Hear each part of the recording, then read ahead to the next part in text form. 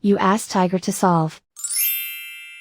This deals with linear equations with one unknown. The final result is x equals 6. Let's solve it step by step. Group all constants on the right side of the equation. Add 3 to both sides.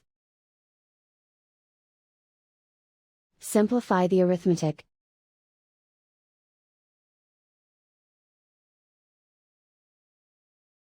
Isolate the x. Multiply both sides by inverse fraction 3/2. Group like terms. Multiply the coefficients. Simplify the fraction. Multiply the fractions. Simplify the arithmetic.